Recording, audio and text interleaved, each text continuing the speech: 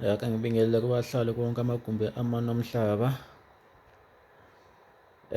Angizange ngokuningi ngizwa kufishane nje okuncanyana ukuthi sike sizohlebelana. Sihlebelana nangaye le ndoda le. Le ndoda abantu abaningi bayayazi. Angisoze ngiyifihle ukuthi yini izinyo lentibane leli. Izinyo lentibane lidlala indima enkulu entweni eziningi.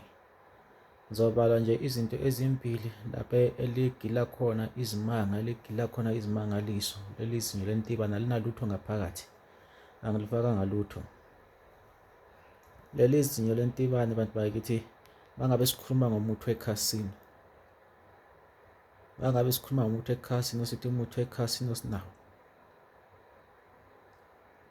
Suka sifake leli zinyo leli, siyaligaya silihlanganise neminye imithi. Mawugeza noma ugeza amanzi nje afudumele kancane kuloyo muthi.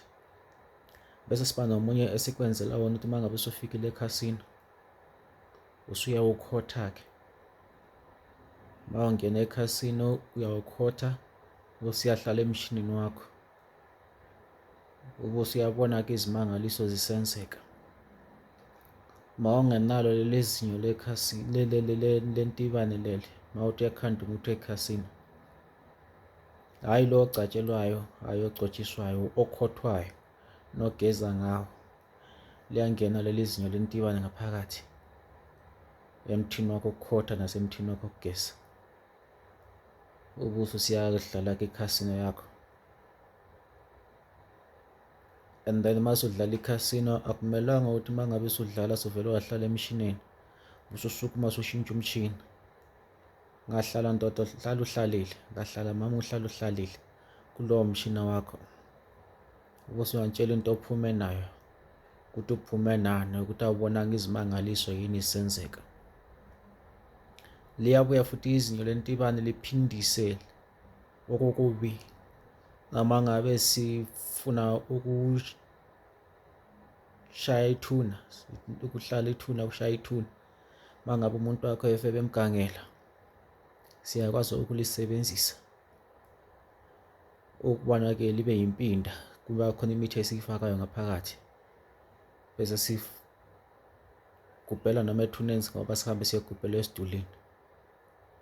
Kodwa-ke mangabe siyeza phindisela ngalo umuntu wakho, mangabe ubulewe, mangabe sokushaye kwazwela, kuyafuneka futhi sidinge ukuthi sivale ngoba maliqeda liyajika futhi lize emndenini kini ngoba lisuka lingavalwanga. Liyavalwa abantu bakithi. Kodwa kakhulu vele ngizolisebenzisa, ndisebenzisa kakhulu kulo mithi yekhasini ekhothwayo nalo muthi futhi wokugeza amanzi afudumele.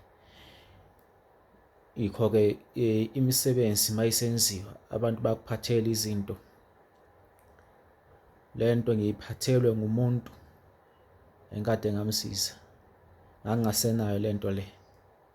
Nakhona futhi nginalo ithemba ngisizawathola emaningi. Leli liyakhanda imithi eminingi kakhulu ekhasini, alisebenzise emithini yekhasino kuphela.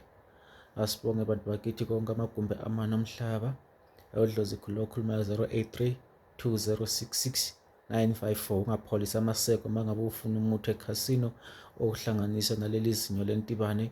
Ukhona bantu bakithi, sizowuhlanganisa. Ungawuthola-ke kithi ngemadlana nje encanyana nje engu-2.5.